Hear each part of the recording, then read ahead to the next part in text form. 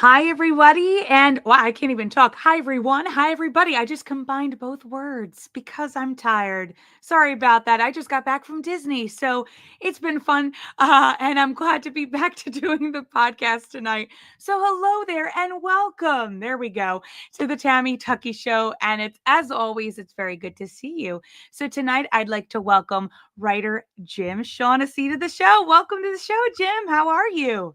I'm doing good, Tammy. Thank you for having me. Do we have anybody watching this currently, or no? Of course we do. We always have somebody watching. So let's talk about comedy because that's something that's actually how we met. We met through a mutual friend, Patrick Warburton, That's right. and you got to work with him on several different comedy bits. And a lot of people probably know your work through The Tonight Show with Jay Leno and also Howard Stern. So I Right. always like asking anybody who's done comedy before, how did you kind of figure out that you loved telling a joke or figuring out the meaning and texture of a joke and how it's put together? Uh, well, it goes back to probably the early 90s. I didn't have any clue what I wanted to do for a living, really. I got out of high school in the late 80s, and I was kind of directionless at that point. But Mhm. I was sort of in garage bands, and I was hanging out with my buddies, and I would always kind of bust them up a little bit, crack jokes. And somebody suggested, hey, why don't you try stand-up comedy? And I figured, well, how much different can it be than just being in a band? It was a lot different. It was a whole lot different. Mhm. And it was scary. And are we able to curse on here, or do we want to keep it clean, or what do we want to do? You know what? Whatever you feel comfortable with, and we Okay. don't really curse. Like a lot of people don't curse, but No, that's no, no. okay. Yeah, a lot of unsophisticated types don't, come on here. But yeah, so it really just scared the shit out of me doing stand up. Mhm. The idea of it, nobody coached me on what I was in for. I just signed up for some open mic nights in downtown Philadelphia, and I, got there ahead of time, and they just would call your name, you go up. But the I mean, you know the Philly crowds, the people here, our people here in the city, not very forgiving. They're Nope. very critical. They don't put up with a lot of amateurish kind of shit. So Mm-mm.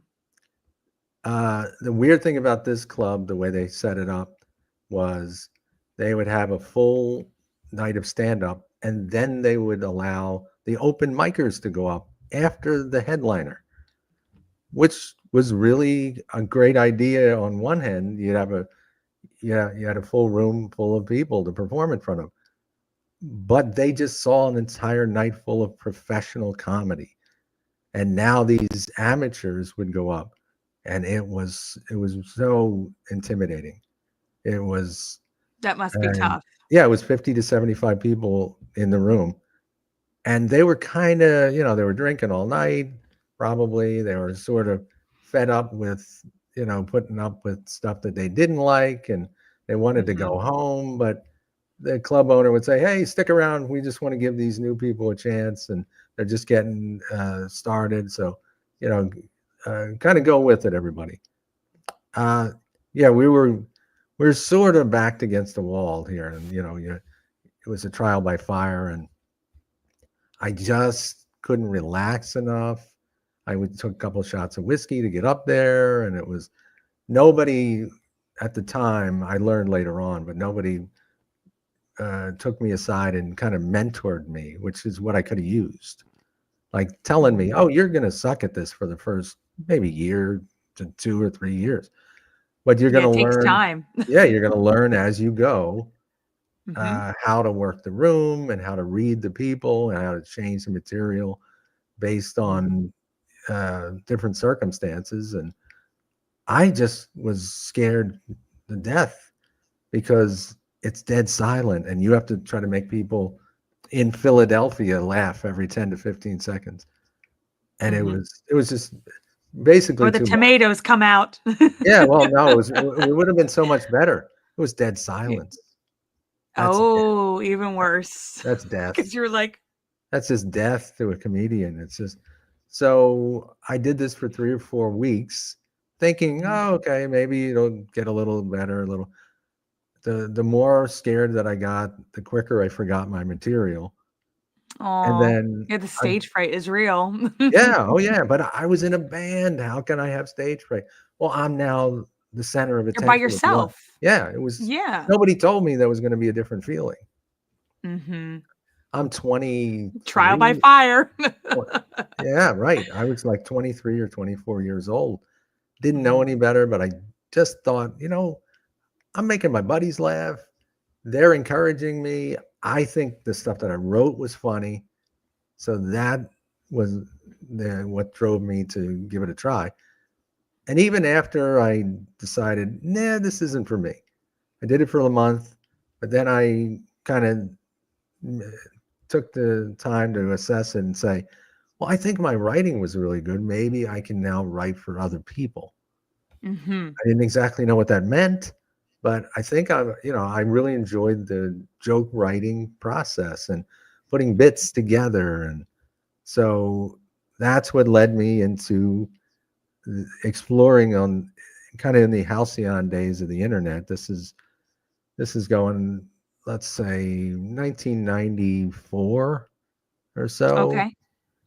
And they had comedy writing news groups at the time, and that's Mhm. just fans of comedy, and people were talking about it, and I learned about a comedy writing newsletter that came out of Los Angeles, and it was put out by Bob Hope's head writer, and I thought, oh, okay, I'll sign up for this. Wow.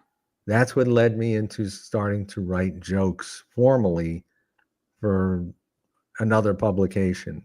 And they started putting some of my material in their newsletter. I'm like, wow, this is encouraging. Now, they weren't paying me, but it was a big ego boost. Like, oh wow, this maybe I Well, have here it is. You're I have published. something. That's a Yeah. good thing.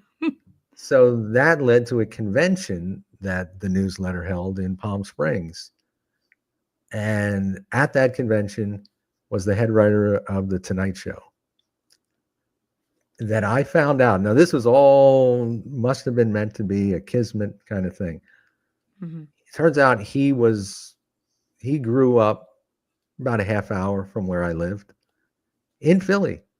Oh, cool. There you The go. head That writer of The that that Tonight Show that's a was good from Philly. in. Yeah, so I find this out and I sign up for the convention, and I took him aside at the during lunch at one of the days of the convention and just asked him everything about how do I get in? How do I submit to The Tonight Show? And he's like, well, you can't start at The Tonight Show.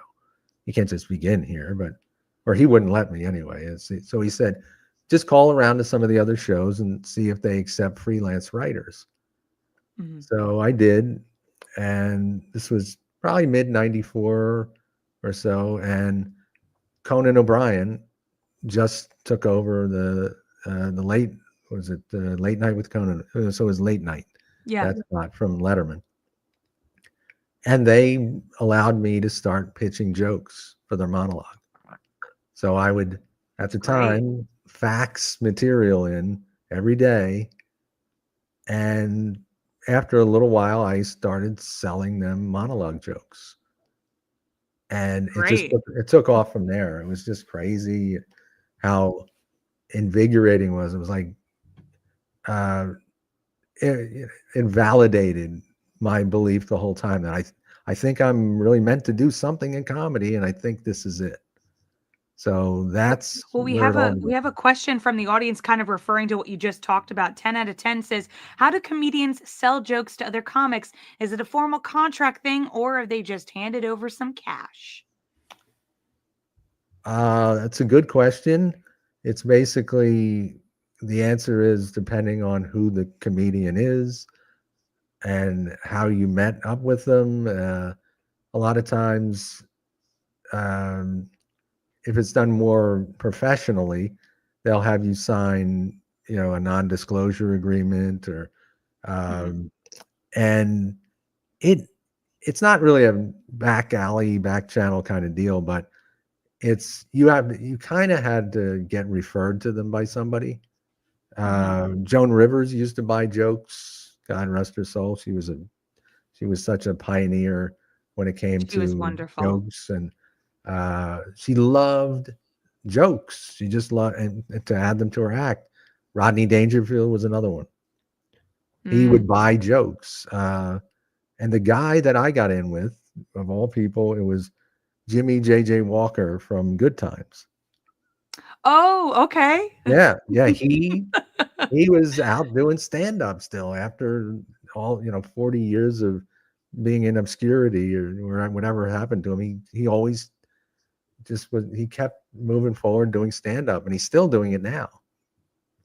That's awesome. So Look at that. I don't know Did you how. I don't know how I got a hold of him.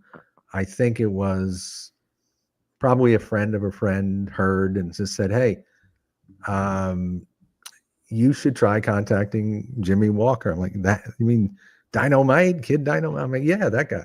So, and I got him on the phone, and he was hilarious just to tell me about the business, and he would stay on the phone with me for an hour or so, and he would just say, "Shaughnessy, you really got to move. You got to move to L.A. You got to move to New York. You got to move to where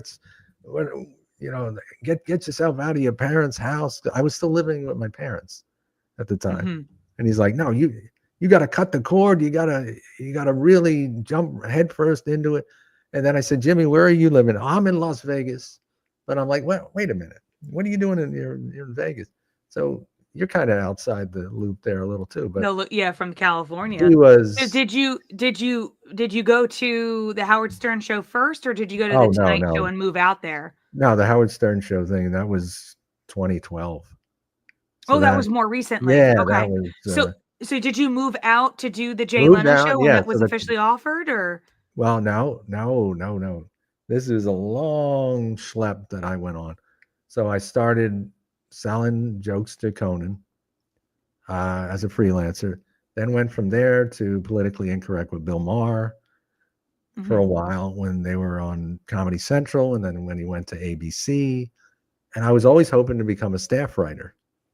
I wanted to get, and that's the ultimate goal for usually anybody that was selling material. And it's Yeah, 'cause also it's a more of thing a now. Yeah, it's not exactly kosher with the Writers Guild of America to be doing that, but at the time, you know, there were certain shows that were kind of bending the rules, and everybody was aware of it.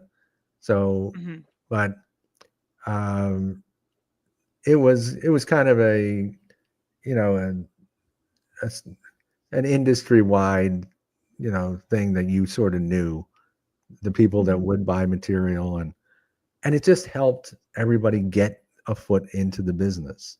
Yeah, of course. So But what year did you start with Jay Leno then?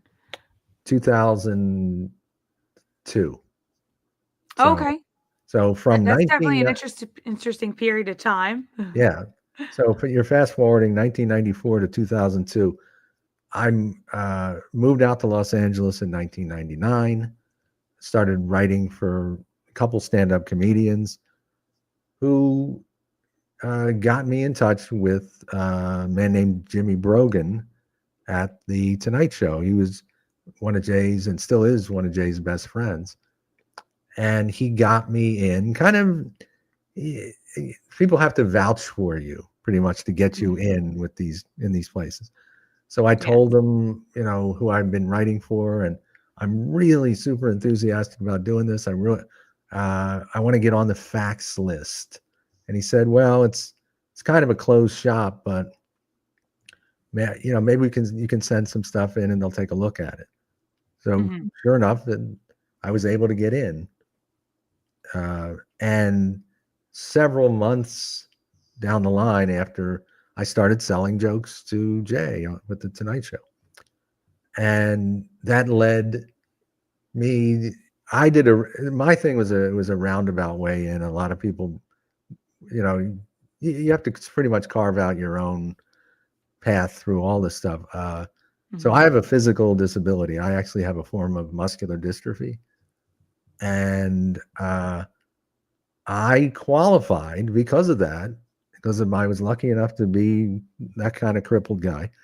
I qualified for something through the Writers Guild called the Writers Training Program, and it was essentially an affirmative action program that allowed people who were in protected classes to come aboard with a writing staff and learn. It's not really affirmative action, but it allowed people with physical disabilities, uh, ethnic minorities, men over 40, and women to take any women of any age.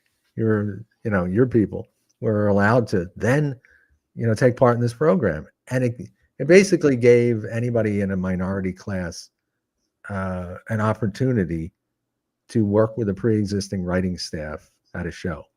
So I find out about this, and I pitched it to the Tonight Show, and they went along with it. So now I'm a writer That's trainee great. with the Tonight Show for 20 weeks, I think it was. And at that point, Nice. they decided, thank God, I impressed them enough, and they hired me on as a full-time staff writer. And So how long were you there? What were the years that you were there at the Jay Leno show? I was there. That's a whole other show, by the way, the Jay Leno show. Oh yeah, sorry, the Tonight Show. You Yeah, started out at the it Tonight did Show. become So how long? it did become the Jay Leno show for a brief period. If Yes, we anybody know. remembers that. God rest that show's soul. And so I was there at the Tonight Show 2002 to 2009. And then so that transition with Conan Right. taking over the That Tonight Show became was where you went to the yeah, Jay that was Leno show. yeah, that was a little messy. And so I went Mm, over to the Jay Leno show, and I think it was around. I think that God only knows at this point, but if anybody does, maybe you can chime in. But I think it was around 2009 that show was on. it was. It Okay. was. Yes. I was literally it's so funny you mentioned it because I was when I was at Universal Studios, they have the recreation of 30 Rock. And Hmm. inside they have special features for each host. And Conan said 2009 to 2010. So I was like, yep, I think that's right. Yeah, that was when he hosted the Tonight Show, right? I guess Conan. Yes. Yep. Yes, Mhm. the ill-fated year or so, um, which was it was weird irony. I mean, I started with him. I started with Conan, and then it all Yeah. came weirdly full circle to where it became this messy transition thing. And you know, it was just unfortunate all around that it happened the way it did, because a lot of people And, got and for they got caught in the crosshairs, and people ended Well, up for our audience that doesn't know what happened, basically, Jay Leno left the Tonight Show. He had given it over to Conan.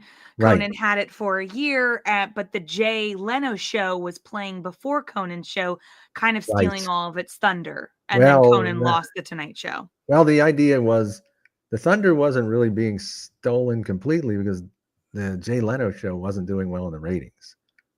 No, yeah, So both of them weren't. no. Yeah. So what NBC decided to do, whoever made the decision, they wanted to move Jay back to the Tonight Show, Mhm. because we went out when I was there. We went out number one in late night.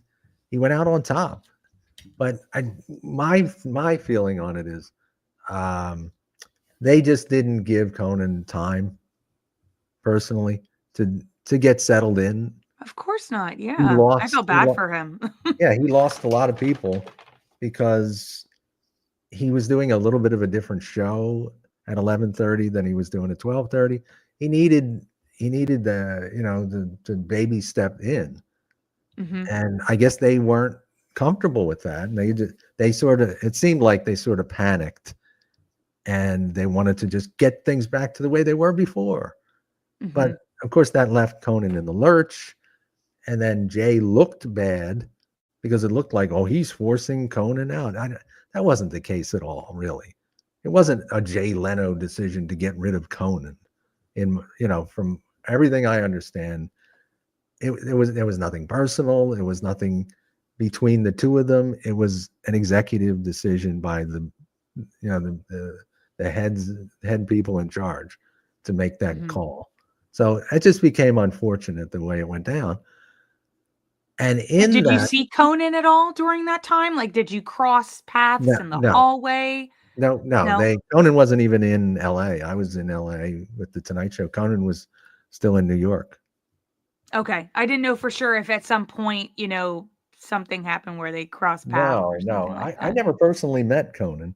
I've heard he was a great guy Oh, and everything. wow. Okay.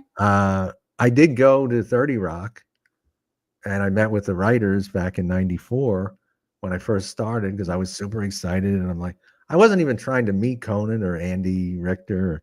I just wanted to put a face to the material, with Mhm. the writers that I was submitting to.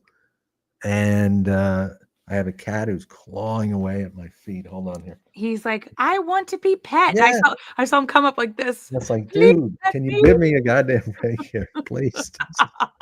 No, he's not. Aw, I gotta crack a can open. This is what happens when and you're that's alright. Well, yeah. 1010 Asa has another question. Can you share what it's like sitting in a writer's session with other writers? Is it fun? And Uh, do you ever get to the last minute and come up with, last minute well, material? that's the misconception. A lot of people believe that it's like the Dick Van Dyke Show, or it's like one of these old time shows where you sit around in a conference room and throw jokes back and forth. Especially the way Jay had it set up, we all worked separately. We Mhm, all wrote material on our own. We didn't write collectively. Some shows do, we didn't. mhm, Um, but I and it's more of a sitcom that does that. mhm, Sitcom writing is more collective. It's collaborative with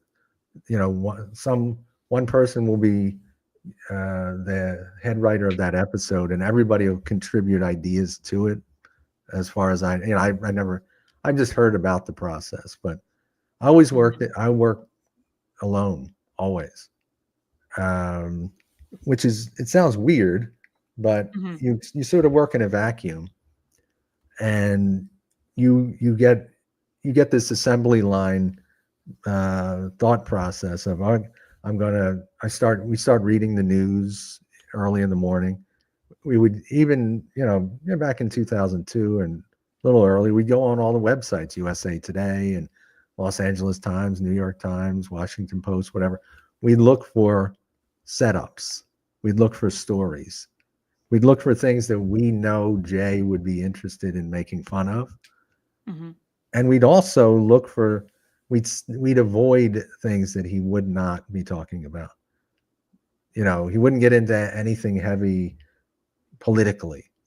It would be more show business related, or he would just be making fun of, in a lighthearted way, the president, or it was never really hard hitting. It wasn't the Daily Show, so we mhm, wouldn't get into the political specifics or anything. And there were certain people that you just knew these were go-to people for jokes. Bill Clinton. If mhm. Bill Clinton was in the news, we'd all write 2 or 3 Oh, pages boy. of Clinton jokes. So yeah, it's really getting to know the voice of the host of the show that you're writing for, or whoever the comedian is that you're writing for. What Yeah. what is their voice? What is their take on things? You have to become them when you're writing for them, really. So So when you went to the Jay Leno show, when it went back to the Tonight Show with Jay Leno, did you go back to that as well, or did you move on? now, well, yeah, they didn't pick up my contract Okay. because, and I understand it in retrospect, but at the time it was hard to really get my mind around. They Sure. decided to try to save the Jay Leno show. This is from what I understand, by hiring on new sketch writers, but they didn't have a big budget Oh. at the Jay Leno show, so they had to Mhm, find the money somewhere.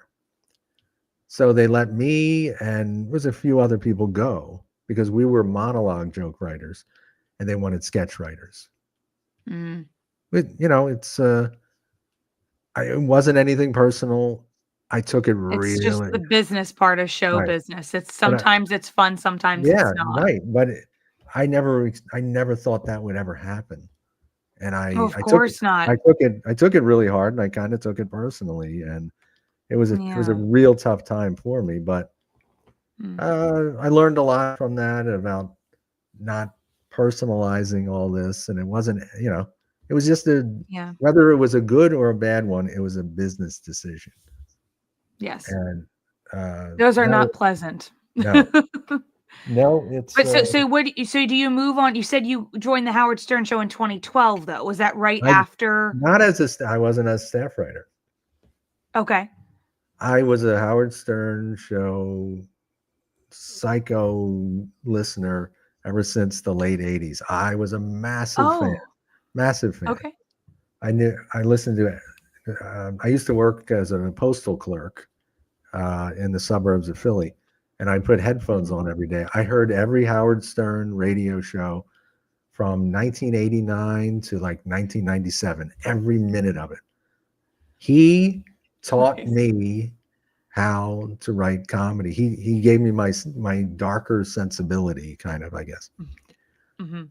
And it was like a bucket list thing that I didn't even know I had. I had an opportunity in 2012, because I was doing this was right before the election, the Mitt Romney Obama election. Mhm. And I found a guy, and I was working with him on doing some sketches. We were doing these phony political ad kind of things. And I got a guy who did a perfect Mitt Romney voice impersonation. And I Nice. and I thought, being a Stern devotee, I would know it's like Howard would love this guy. So I'm going to get a hold of the people at the Stern show. And I guess I got through because of my Tonight Show credential. And I talked to Gary Dell'Abate, Baba Booey. Baba baby. And he was kind enough to take my call and allow me to submit this guy's samples. And I basically just said, all I'm looking for is to be able to write. I want to write for these calls, because I knew Mhm. they would want to do calls from quote unquote Mitt Romney. So they allowed me to write for 5 different calls right before the 2012 election. It was just such liberation. I could write all of this edgy, misogynistic and sexist stuff, and everything, because it was all parody. It was turning Well, Romney yeah, into of a course. racist, and it was just uh, it was crazy. So it was just so I much remember fun. hearing some of them, so I think that that's It was hilarious so that you fun. reminded. It was 180 degrees from what I was doing on the Tonight Show. I'm Because sure, yeah. That's but on I TV. TV is right, so much different than but I radio. appre I can't even to this day, I can't thank Jay enough for giving me the opportunity, but I felt creatively shackled a little bit, because it's Mhm. network television. You can only push things so far. Yeah. My sensibilities were more aligned with the Stern show. So that was just a dream come true. Mhm. And it led to me writing for them for a little while as a freelancer, though. And then, but that was just mind blowing how weird that was and how cool it was. And ever since then, I've been a full time freelance writer, taking on jobs from I would I'd look on job boards. I've written for ventriloquists. I've written Cool. for stage shows, uh, one man shows. Comedians, and I started working with a guy a couple years ago. Um, he was he was working in this new thing that I knew nothing about, that everybody's either scared of or dabbling in now, called AI.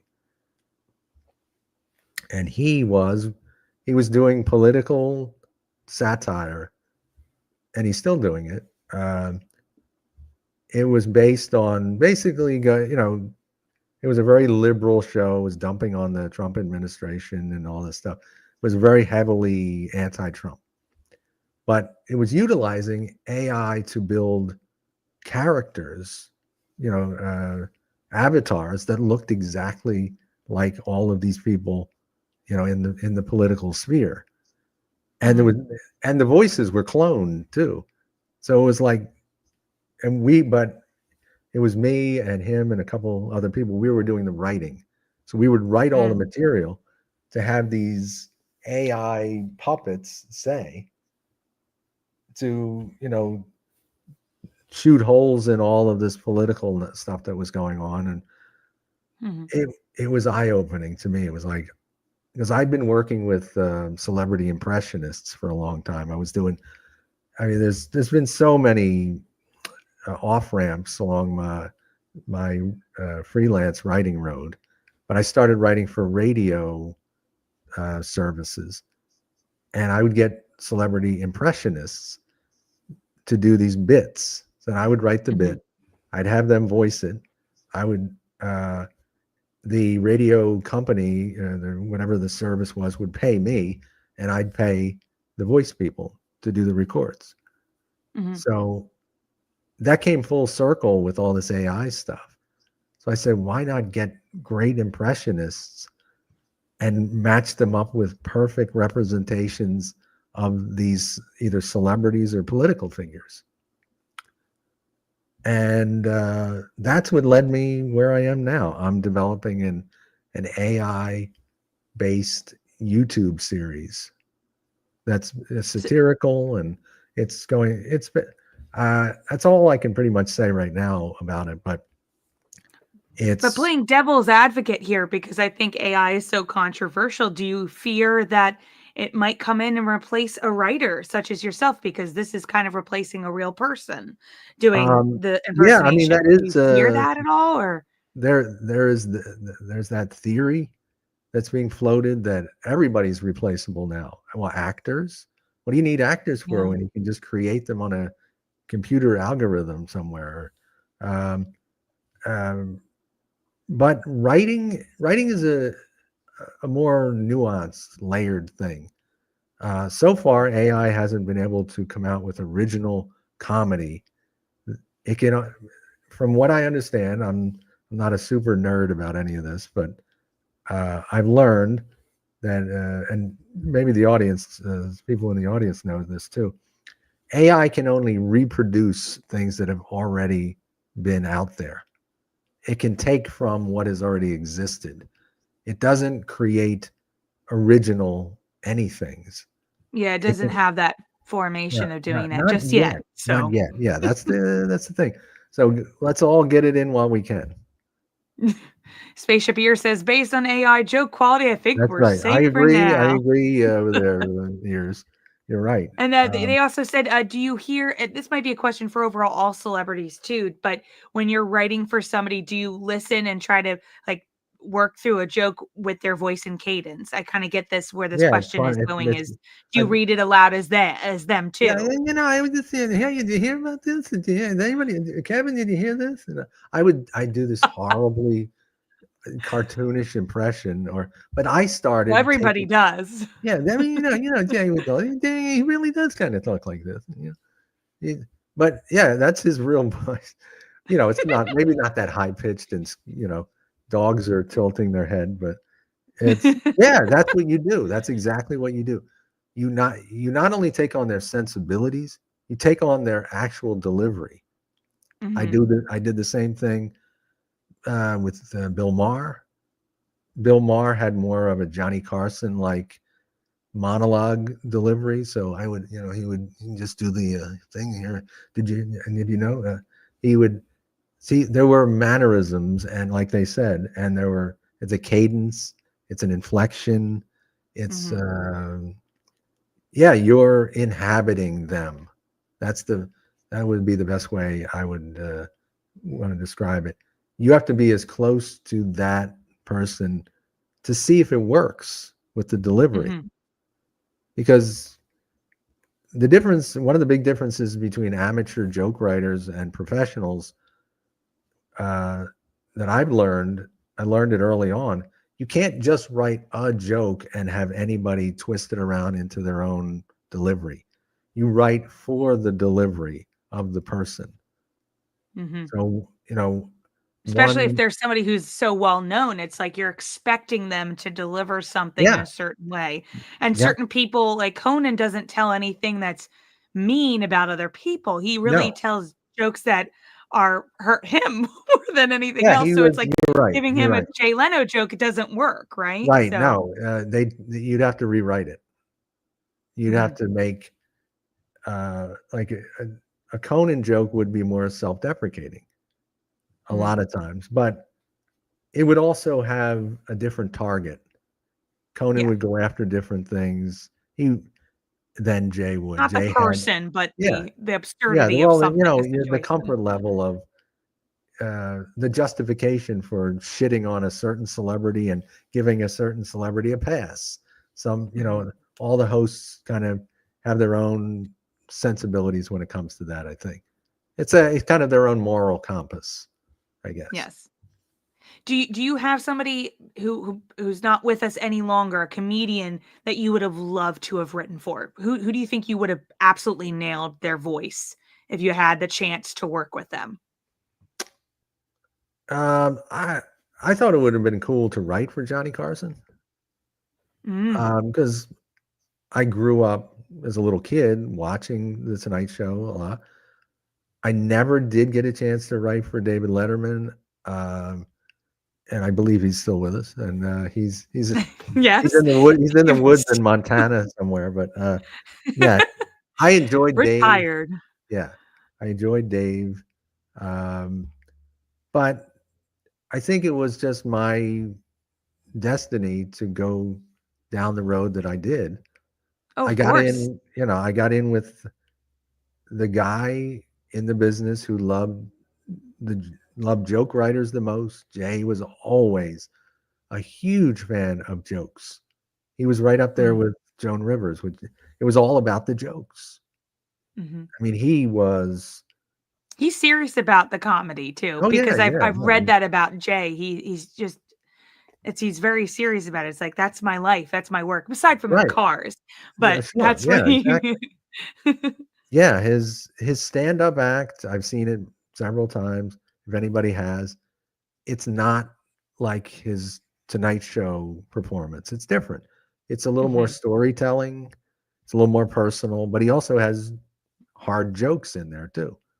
Yes, he does, So, yes. Well, would you with this climate right now, there's so much going on in the Tonight Show and Jimmy Kimmel, would you want to go back and work for one of these shows nowadays, no, or do you no, not feel not it's anymore. very tough to No, even do comedy? no, I don't want to be on Donald Trump's shit list or any. No, no, it's not. It's not. It's uh, late night talk shows. Unfortunately, are not viewed the way they used to be viewed. Mhm. They're viewed in small chunks now on YouTube.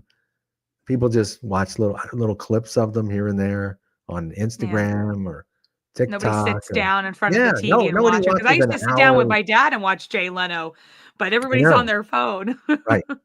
No, I don't think anybody, unless you're in the older generation, older than me, because I don't do it. I do like late night talk shows, but I don't watch them all the way through. It's No. because our culture has shifted now. The It's attention span's not there either. right, but it's the access to the stuff you just want to see versus all the filler stuff. Because you used to sit through the whole show to get to an interview or a comedy sketch. Now you just go to YouTube and you can just And watch there it is. that 4 minutes or whatever. I feel like It's that's hitting SNL hard too, because yeah, that's how yeah, they get most of their views is probably through the internet. So, yeah. I don't think anybody is viewing television under a certain age like it used to be viewed. nope. Maybe my mom and people in their 70s or 80s, and they're probably watching television. They're probably the target demo of watching full television shows now. But everybody Mhm. else, it's tablets, it's the streaming on your devices, and On demand, because yeah, remember, right. you would have sometimes have to be there to watch the Oh yeah, episode because yeah, you couldn't TiVo it, you know? yeah, yeah. So Um, and I remember, this is getting into the old man reminiscing kind of thing, but I do remember when it was a destination thing. It's like, oh, that show's on at 8 o'clock. I have to be mhm. home to watch that. Yes, you have to be Or yeah, present. yeah. Or After I dinner, we sit at the dinner table, eat the dinner, then go to the living room and yeah, yeah, it watch. was I don't want to say it was better, but it was more communal. It Yes. brought Oh, people together absolutely. in the home. Mhm. It was a form of connectivity. It Yes. bonded families, and it also led to people like me being crazy about television. Yeah. I'm a huge nut about TV shows. I'm streaming everything now. HBO Max, if they're still maxing, I don't know if they are. Yeah. Netflix But and Hulu and but all. don't you feel they don't even give a TV show the time, like a comedy, Oh yeah, to yeah, really let like, they give it 1 season, they're like, right. "Canceled," because it's not they don't even give it time anymore. Right. I don't know what the determination is of a successful television show anymore. It's Things hard take to time tell. and Yeah, like, I think some of our favorite TV shows, their first 2 seasons usually are not that good, but you right. get to know the characters and then they have a chance, Well, the but idea, not and anymore. we would not have gotten Seinfeld if they Oh my gosh, didn't pay no, attention to no. that. They gave that show. I mean, there were certain people fighting for the show, I think, to stay on, but it didn't do well Yeah, in the beginning. It was not doing well in the no. ratings. I don't But then think it began. Friends did well in the beginning either, Yeah, you know what I mean? It it's I like could these shows imagine that. took time. Yeah, you gave it a season, or at least you gave it half a season to see if it was climbing in the ratings, and then they Mhm. get renewed. Yep. But it it's the old sign of our times now. It's the immediacy, like you mentioned. They want everything's got to be right away. It's like, is this thing number one with a bullet? As it's like, no, things need time to grow. They Mhm. need time to find their audience. A lot of times, that's But that's TikTok doesn't allow that. It's like, "Here's oh, 30 seconds of fun and right. swipe," you know what I mean? So, it's Yeah. hard. I can't even imagine what it's like to kind of restructure a show. That's why I feel like Jimmy Fallon is so different than Johnny Carson, because Johnny Carson would have people on the show to talk to them, while Yes. Jimmy Fallon's just playing games because people Yeah. just There's wanna see, right. Right. play It's games. yeah, clickable moments, Yeah. and the just highlights. Everything's a highlight now. Mhm. It's and I'm a I subscribe to that too. I don't. That's not that it's a waste of time, but it's like, oh, that's exactly what I want to see, and now it's right in front of me. It's 4 minutes. I can do that. Oh, sorry, I clicked the button too early. No, but, Yeah. Steven, this is our last audience question, but he says, since you sold Rodney Dangerfield some jokes, what was it like to work with him? Did you get to talk to him or I did not. No, I just mentioned Stephen, that he was somebody who purchased jokes. I never personally sold him any material. But if you have questions about Jimmy Walker, feel free to, he's I can got tell him? you, yeah. But Jim, yeah, do you have a website or, like, social media that people can reach out to even if they have additional questions after they listen to our conversation tonight, or anything they should keep an eye out for besides yeah, the YouTube well, channel? yeah, which hasn't been launched yet. Basically, yeah, I'm not a luddite or anything, but I don't do the social media that really for the most part. If anybody wanted to, they could email me if they had questions or anything, or uh, I'm at comedywriterjim@gmail.com. If anybody had any inquiries, if you want to hire me on, hey, I'm available for freelance writing gigs, probably. Um, yeah, I suddenly, as soon as you asked that, I'm like, God, I'm old. I'm just old. Oh, don't say that. No, We're well, it's all not old. no. No.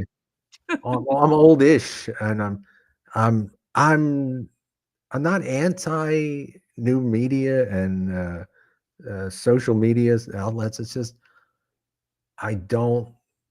I'm not. I'm not a self promoter through there.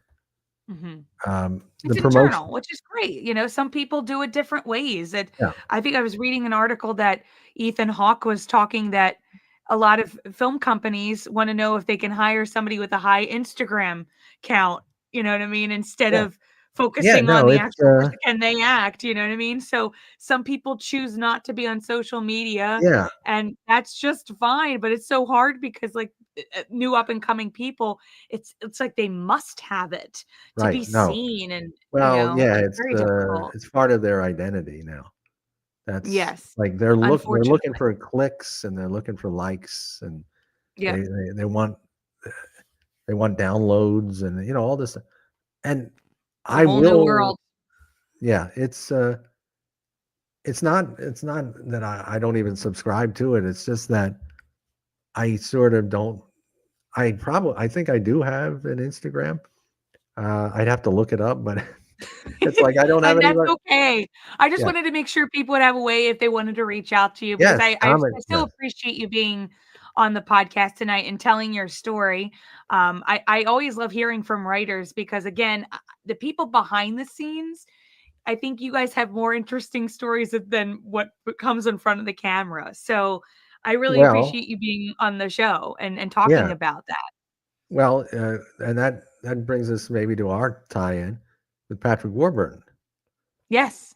So the story there is after the Tonight Show run ended for me, right, probably right near the tail end of it.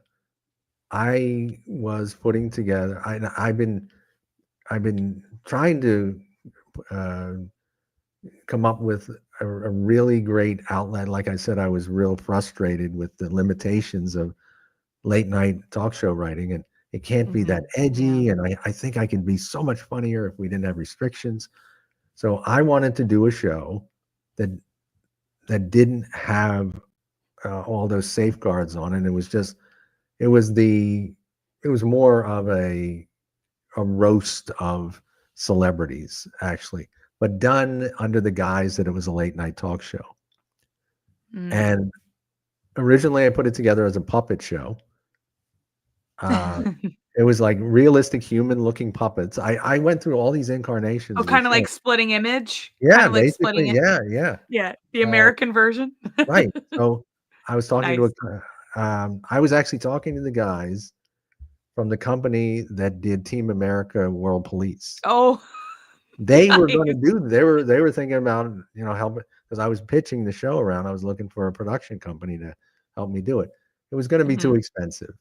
So then Mm, it naturally led me into animation. So then it nice. became an animated late night talk show. Now I need a host, and me and my writing partner at the time, we put together our dream list of okay, if we can get any voice, who could we get? It's like, and then Patrick came up. It's like, oh, that would be Mm. fantastic. He's the Tick, and he's Joe Swanson from Family Guy, and he's done everything in with voiceovers. He was Elaine's boyfriend on Seinfeld. He has that iconic voice. A buddy of mine, it turns out, this is all meant to be. This is also how it's going to date me horribly, and I'll this just shows how old I am. Uh, a buddy of mine was friends with Patrick on MySpace. That's like The days of MySpace, yay! the kids don't know anything about the MySpace other than well, now MySpace is a music channel. I think it all went Yes, it music, is. It's right? almost like Spotify. It's very Right. weird how they changed Yeah. it. It used to be it was like the Facebook before Facebook, Right. so people It would know. just didn't succeed in that model. No. So, but at the time, this was 2007. Patrick was on there, and and my buddy who was a stand-up comic, he goes, "Oh yeah, he's in my top 5." I'm like, "Oh Jesus, really? What are you, 12 years old? You're a little girl." But he was. he was so, and I said, well, can you get a message to him? You know, your buddy's a writer on the Tonight Show, looking for this iconic voice for this real edgy, dark late night talk show that's going to be done in an animated setting. And he did. So, and then I reached out to him via that also. Not MySpace. No, no, originally it was. I sent him a message through there, and Oh, you did? Okay. I'm thinking he's got an assistant. He's got, you know, his people that are running the page. No, it was him. Mhm. That was his Yep. page. And we set up a phone call, and from there, he loved the idea. And we went around and pitched this thing. We pitched to Comedy Central originally. We got real close to a deal with them to do it. That didn't work out, but because he was in with Sony really great because he did Rules of Mm. Engagement, which was a Sony backed Oh, project. yes. I Yeah. forgot that was happening at the same time. So Yeah. yeah. So they were they were real happy with everything that he was doing. It's like, okay, we'll listen to you guys. So we got a pitch meeting with the head of Sony Pictures Television. And we sold the show in the meeting. Nice.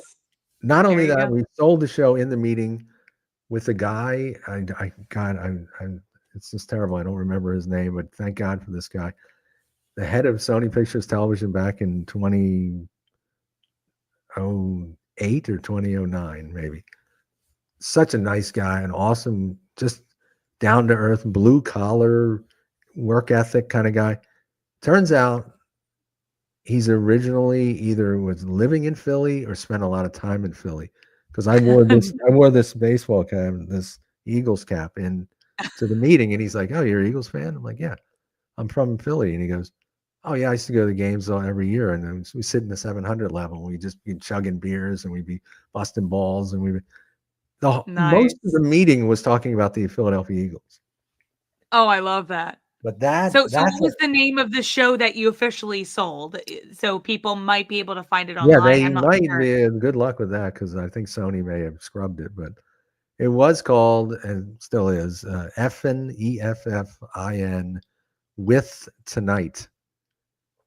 Effin with so Okay. originally it was supposed to be Effin with Late Night because that's what I wanted. That I was just screwing around with late night.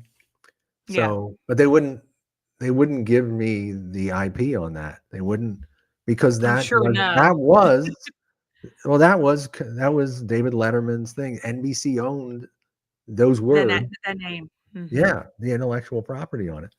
So they Yeah. said, "Well, no, you're gonna have to pick another name." So I'm like, all right." Mhm. So it didn't make as much sense, but so we put out three full length episodes that they broke up into web series, and we went to Comic Con in 2011, I think it was, and we debuted the show there.